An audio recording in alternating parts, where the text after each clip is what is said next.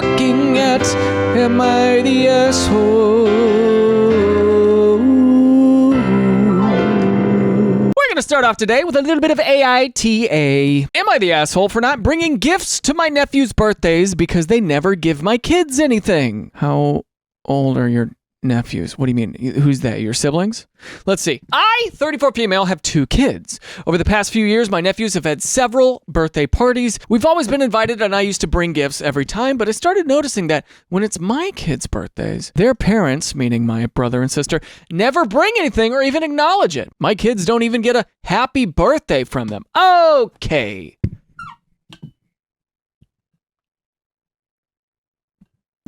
Surprise microphone. A happy birthday is the minimum. Happy birthday, just the verbiage. Listen, my niece, her birthday is, as of this recording, on Sunday, and I can't wait to wish her a happy birthday over the phone. I can't be there in person because it's all the way in Arizona, but I just texted her sister, my sister, that I can't wait to call and wish them a happy birthday.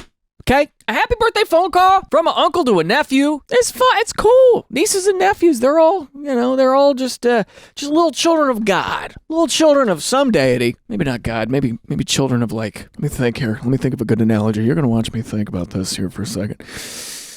Children of corn. My kids don't even get a happy birthday from them. It started to feel very one-sided. Their parents, my brother and sister-in-law, are often cold and dismissive toward me and my kids. Okay, so what are we doing about that then? What are we doing about that? Because that's weird. You're going to be cold and dismissive towards my childrens? ¿Por qué? ¿Por qué? Huh? What? Why? Huh? For what? Why? I don't know. Why are you being cold and dismissive towards my children? Stop that! So this year, I decided I wasn't going to keep doing something for people who clearly don't return the effort. I still went to the party, but I didn't bring any gifts. Boom! How you feel about that, dude? After the party, I got a bunch of texts saying I was being petty and you don't punish kids for adult problems. Now, I'm starting to wonder if I was in the wrong and maybe I should have separated the kids from how I feel about their parents. AITA for not bringing any gifts. Okay, well, they never brought gifts to your kids and they don't even say happy birthday. Have you said this? Have you said this? Have you said the words to their parents? Yeah, is the question I'm asking generally right now. Have you communicated your concerns? No!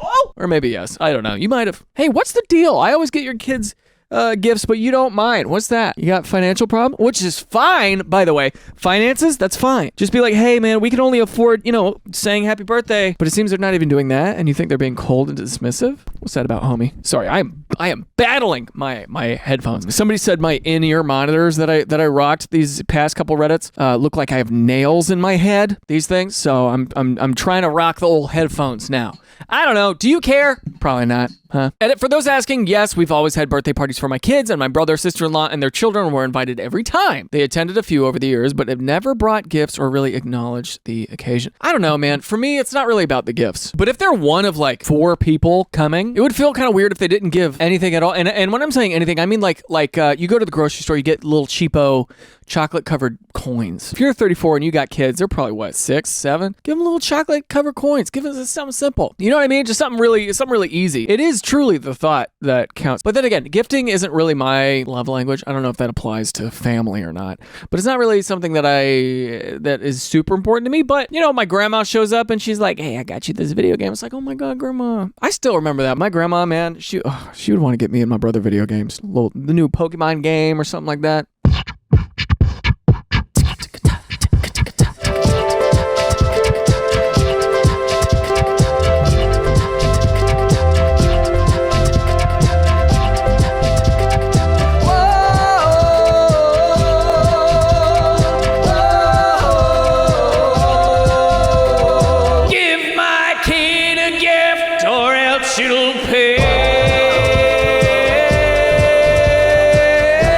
Also, for clarification, it wasn't even my brother or sister-in-law who texted me after the party. It was my parents. So clearly someone complained to them behind the scenes. Dude, I hate it when people go behind other people to complain about people and then the people get back to you. Kind of ironic that no one said a word when my kids were the ones being overlooked for years, but the moment I stopped bringing gifts, that's when it's a problem. I have a theory. Here is my theory. One of you makes more money than the other, and I think it's you. That's my theory. That is my theory as far as why this has gone on for as long as it has. That's my theory, okay? That is my little baby theory. Does that make a difference?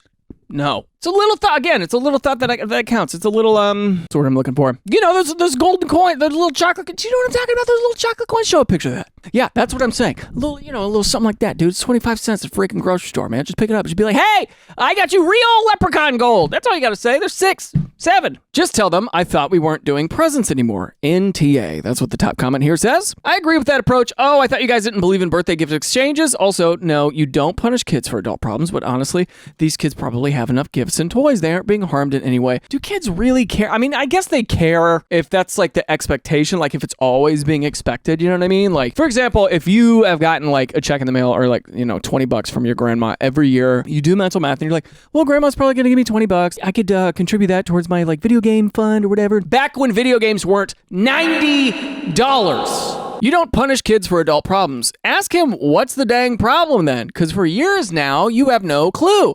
I would just tell him you were following his lead. How about this, huh? I'm getting a lot of this in Reddit stories. I'm getting a lot of this. Instead of retaliating with action, which I'm going to call a snipe. Instead of sniping, have we ever considered a conversation? Have we ever considered communicating our issues? I'm realizing I'm sounding like a freaking morning show therapist because it just keeps boiling down to, have you talked about it? Have you addressed that this is important to you? Have you addressed that your kids feel weird that they're not getting any gifts?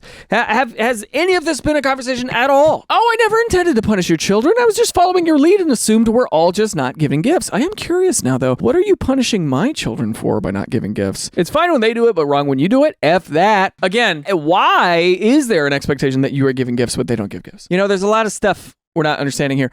A lot of stuff we're not getting. But, eye for an eye, I guess. Have you talked about it yet? Have you said the word? Have you said the words? Because if there's no communication, then there are weird, murky expectations. You know what I'm saying? That might be a little bit of a problem. But it does sound like these people who haven't given a gift yet, they should at least say why or talk about it. Like, hey, money's tight, which is fine. Money can be tight. Just communicate. That's all. Just communicate. We got it. We got this story. We get it. All right, next. AITA for ordering fries instead. Listen to me right now.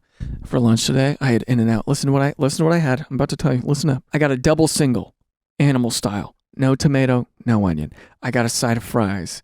I got some spread is what they call it. It's that like Thousand Island, like a dressing type thing. Put that in there with the fries. Put ketchup on there. You're looking at a guy who nary an hour ago was shoving fries in my face cave. And so this title grabs me instantaneously and with fervor. This is one that's been haunting me intermittently for the majority of my life. I've been called an a-hole several times over this and finally decided to poll a larger group about it. Where I live, there is a local mom and pop drive-in restaurant that's been open and family run for about 70 years now. They open every spring and stay open until October. They sell North American classics, burgers, hot dogs, onion rings, french fries, and a variety of different ice cream cones, sundaes, and milkshakes. I am 30 and I've been going there all my life. The food is always great. Okay, say the spot. Why you freaking holding out on me there, tough guy? Tell me the spot. Tell all of us the spot. Here's my apparent crime. When I and a group of my friends or family or in-laws all pile up in the car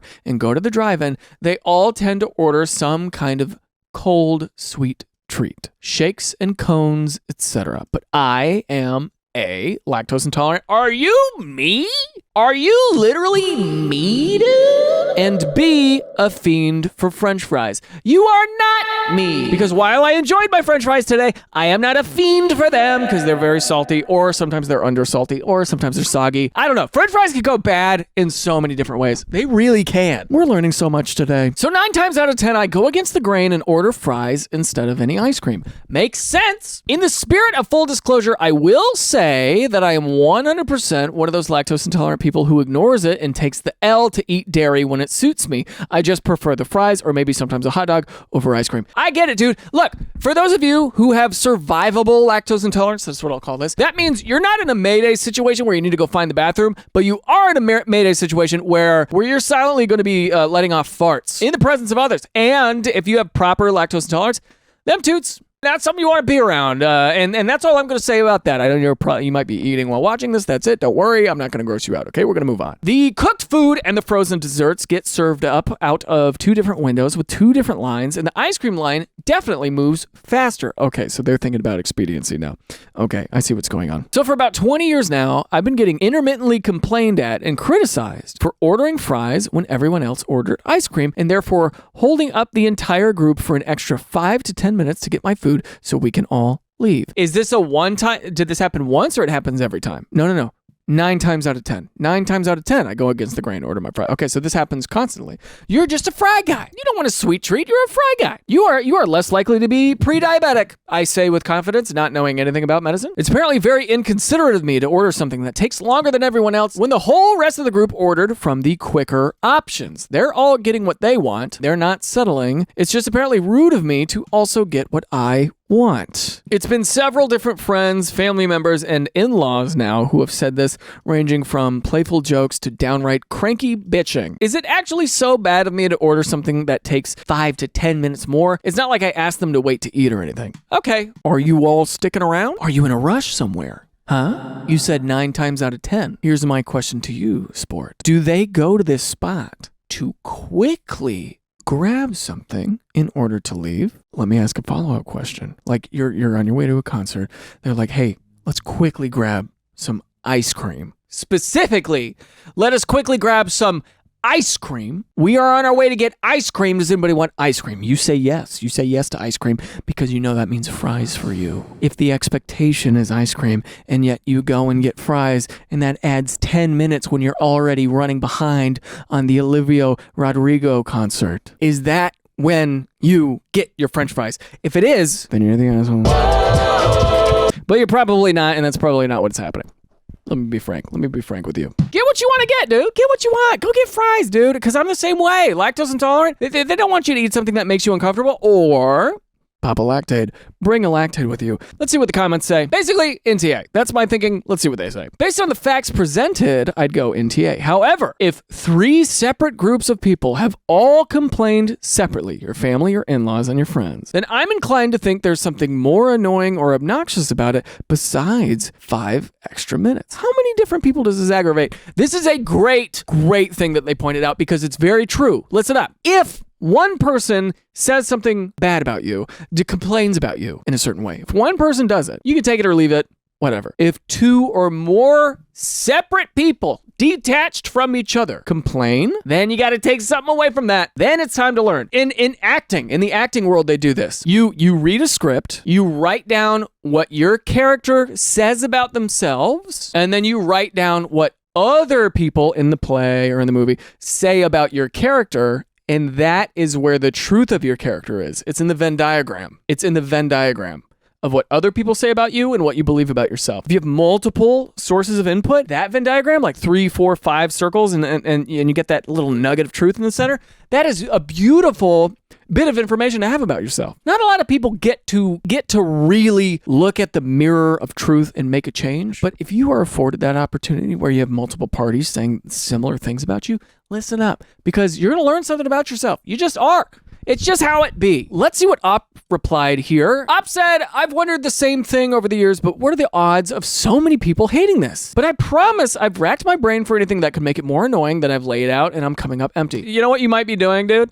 You might, because this is what I was doing earlier with my fries. You might have one fry at a time, dip it in whatever, and go, oh! Dip another fry. Oh! And you do that 500 times. That's what's going on. How do you chew? Do you chew with your mouth open? Because that could be a thing. You might be, you know what I'm saying? The place is always full of bees and wasps, but that's both lines. And besides, they take their food and wait for me in the car while I dodge the wasps alone. Oh, so they're in that. Well, they just want to bond with you then. They just want to hang out. You know what this might just be? This might just be sheer otherness, sheer tribalism at play, aristocentrism. It's just the sheer fact that you are, for 10 minutes at a time, always unique. And by unique, I just mean you're getting fries, dude. Who cares? Not a big deal, right? The bees and the wasps thing. Yeah, that would freak me. That would annoy me a lot. That would annoy me, especially if there was like an allergy to bees or wasps or something like that. I'd be really annoyed. But there's an on-site washroom that's decently taken care of, so it can't be that I'm making someone hold their business. The wait staff will even car hop your order to your car window if you turn on your headlights, so there's no extra inconvenience or anything. Where is this? I want to go here. I want a hot dog. Though lines are less than 10 feet apart, truly the time differential is the only thing I can think of. As a kid, fries used to be like $1 more expensive, so that I understand. But in this current hellscape of an economy, my fries have actually become less expensive compared to several of the ice cream choices. So I really don't know. It just seems like it's just the wait. And I've asked a few of them why. And they said something along the lines of that it's rude to go against an otherwise unanimous group if it lengthens the voyage. But where? You know? Are y'all in a rush? That could be it. The voyage to where? My consensus right now? I don't know. Take a Lactaid. Or if they're saying we're going for ice cream, right? I would just be like, y'all cool with me get fries? Because then they can expect it. That's it. Don't make up your mind there. Even though you totally should. Would I be the asshole if I told my husband his sleep boundaries went out the window when we had our son? Husband, we will call Brad, and I have been together for 2.5 years. We had our son in January. Happy New Year. Things have been pretty great, but this had me feeling kind of ... annoyed. Brad is diagnosed with autism and ADHD, which can make communication between us challenging at times. But we do our best. We live in Europe, not US. Okay, interesting. Since Brad has ADHD, he only works at 50%. The other half is covered by a health insurance here on a temporary basis, and every few months he has to keep applying for more. It is stressful as we wait for him to hopefully get on a permanent coverage. Since this is so up in the air, instead of me taking a full year of mat leave, he took a majority of the days in case his temporary health insurance is denied for some reason.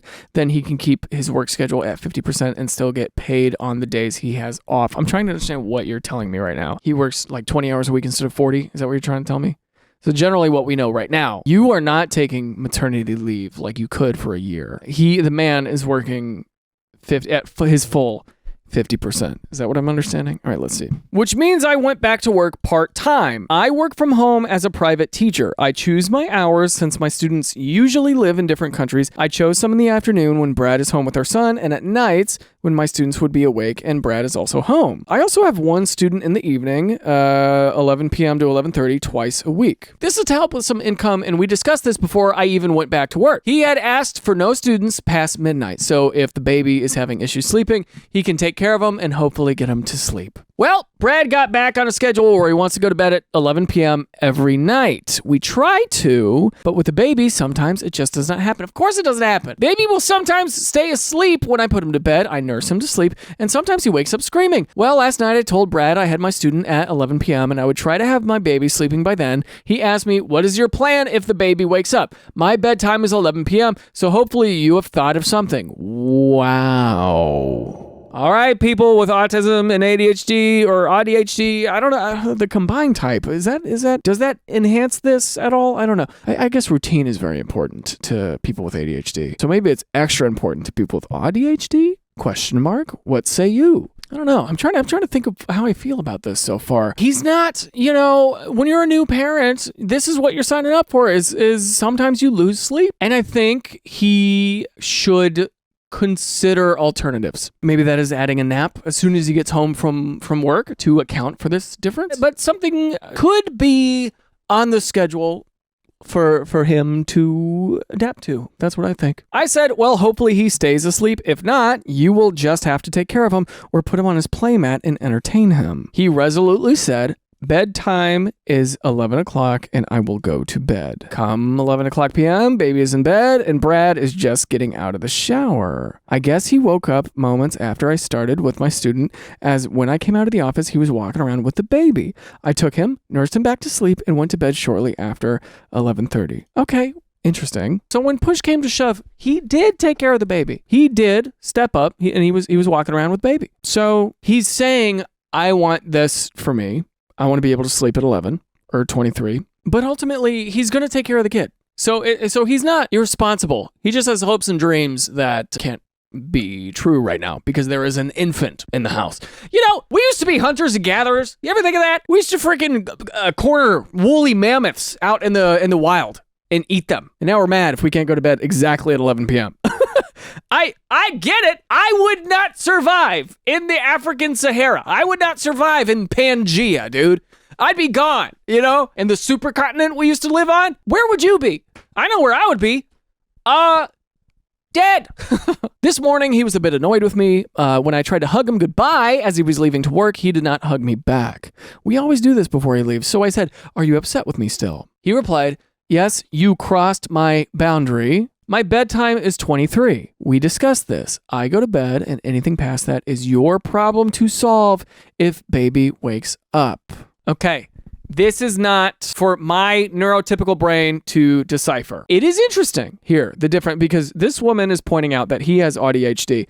Does that mean she is autistic or no? Because if she's not, then they have that difference of, brain waves, right? Which isn't bad. It just means they're different from each other. So I don't know. I think, is this the boundary thing? Is that something he's learning in therapy speak? Or is that something that you guys have talked about in a therapy setting, Because boundary is a very therapy word. Or is it something that he has sort of created for himself, the bedtime boundary? But when you're a new parent, though, it is expected that you rise to the occasion because both of you are sacrificing your day-to-day comforts in order to raise a new life form on this planet. He left for work, and I was just thinking, what? I feel I need to have some discussion with Brad about this, but would I be the asshole if I told him he has no more boundaries with his sleep and he is being ridiculous? I definitely don't say that he has no more boundaries with his sleep. I wouldn't say that, but I would say the general expectation is, as a new parent, we are in this together. But some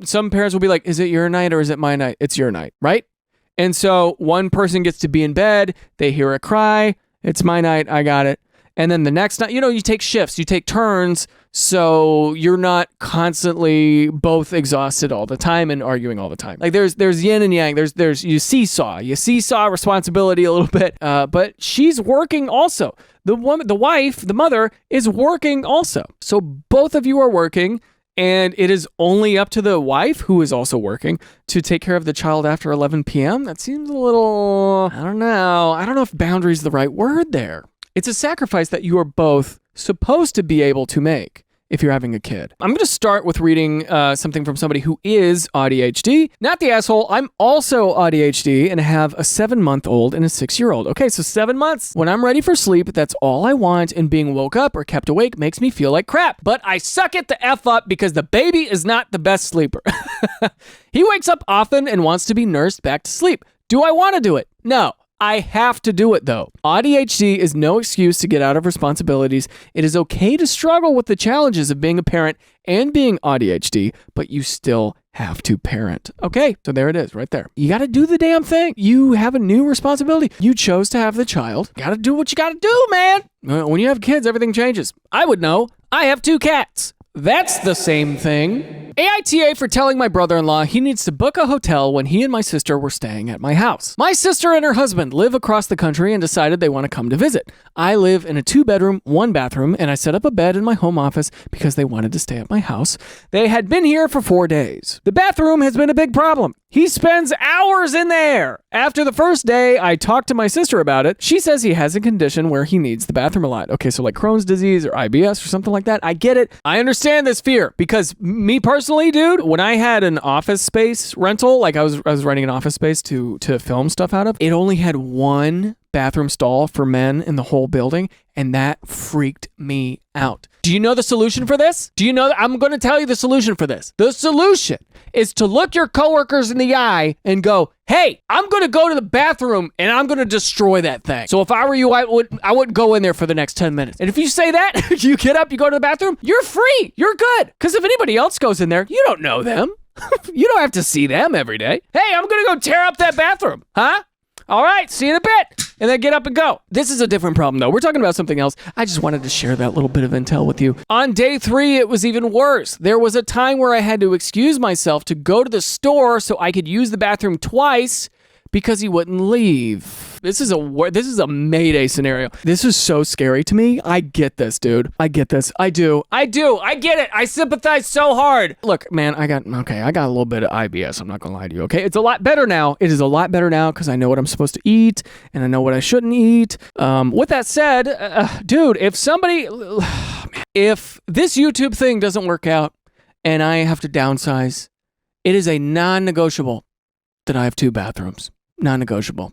If that means I need 3 roommates to do it, gotta have 2 bathrooms. Or at the very least, a public bathroom nearby, like in the hallway. A Starbucks nearby that I go to all the time. You know what I'm saying? Something. Some escape plan. I need some escape plan. I resonate with this person strongly. For those of you at home, I'm sorry, I'm really going on a tangent on this. Listen to this. If you have to go to the bathroom and you are at home, try an experiment for me. Feel the discomfort of having to go to the restroom for 5 minutes, 10 minutes, and then go to the bathroom. Because if you trained your brain over time, I immediately need to go to the bathroom, therefore I am going to the bathroom, mayday, mayday, mayday, you are reinforcing to your brain, when I say it's go time, it's go time. Versus if you train it to be able to wait just a little bit longer and a little bit longer over time, then when you have, a Mayday, I really got to go to the bathroom emergency,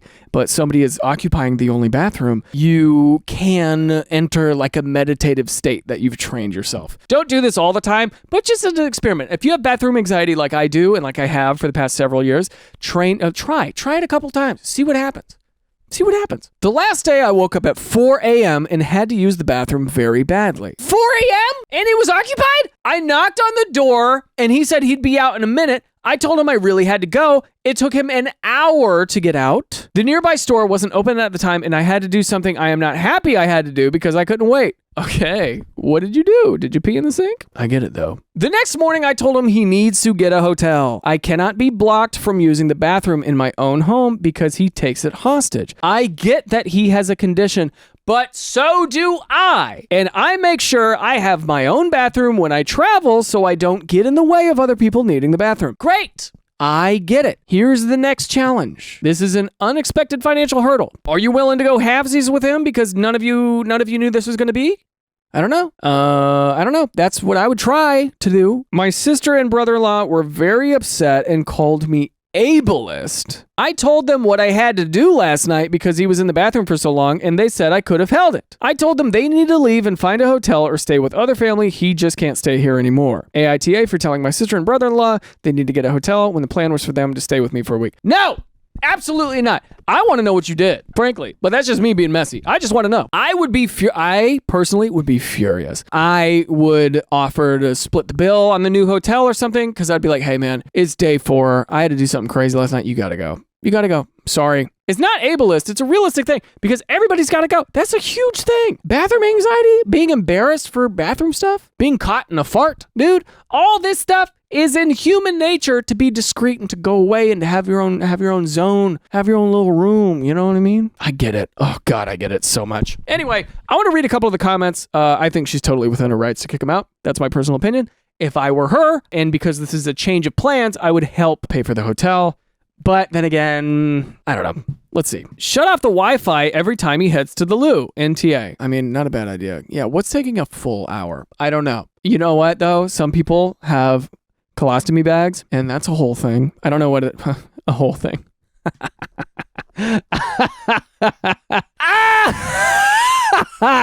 Yeah! NTA, if someone needs to take up that much time in the bathroom, they 100% should be getting their own accommodations so they have a private bathroom. Forcing you to go to the store is insane. If brother-in-law really needs that much bathroom time and not just scrolling, to where when you stand up, your legs feel like lightning because you've been watching too many TikToks about Love is Blind, unrelated. The sister never should have asked to stay knowing it's a 1-bathroom house. Yeah, that's a really big deal. If you know that that's going to be a problem, talk to me about it. Multiple hours at a time? That's strange. That's just different. That's different. It's a different expectation. I have IBS. Okay, that's up. I have IBS and sometimes need the bathroom a lot, and that's why I always get a hotel or only stay at someone's house if there is more than 1 bathroom. But unless it's impossible, I get a hotel. This is me. This is me. Did I write this and black out? If you're in the bathroom for literal hours without being able to leave, you need a better doctor. Not only is that not healthy, but sitting on the toilet that long can be dangerous. Speaking as someone with chronic diseases who needs the bathroom often, there's needing the room often, and then there's camping. He's camping. I bet he brings his phone in with him. I'm curious as to if he has an actual diagnosis or if this is just how he escapes responsibilities. I don't think you'd be escaping responsibilities at 4 a.m. I think he's got something going on. He might have like I think he's got something going on. You know what I will say though, sidebar from this? You ever met somebody who can do a number 2 in like 60 seconds? Like they're like, oh, gotta go. And then they go to the bathroom and they come back 60 seconds later. They had time to wash their hands. They look bright as sunshine. I'm so envious of those people, dude. Like, damn, that took you 2 seconds. How are you back? Did it teleport from your body into the toilet? Yeah, congrats on having a good diet, I guess. NTA, how old are these two? How could they think that taking over the one bathroom for 3 people for hours each day would be okay? Is he actually suffering with the condition, or does he take his phone to the loo with him? He takes his phone, but I do as well. I don't want to be alone with my thoughts as I suffer, but I won't be in there for anywhere near that long. Has he made plans to stay elsewhere yet? What is the physical issue he has, and is he doing everything necessary to manage it the best he can? I don't know the details of either. My sister wouldn't say what condition it is, and I don't know what he's doing for it. I also don't know where they are, but they aren't at my house, and she won't respond. Okay, I don't know. Something else might be going on. Does he have a problem in another way? Is he in there doing some other stuff? You know? Oh, here's a comment affirming what I thought. IBS and Crohn's run rampant in my family, and not a single one stays in the bathroom for that long. But you know who does stay in the bathroom for that long? My druggy sister-in-law. Okay, so they might be in there doing something they shouldn't be, which sucks if true. So, hey, whatever it is, I think you're well within your rights. I think you are well within your rights to ask them to go. Well, that's how I feel about this thing. What do I know? I am just a baby. Whoa!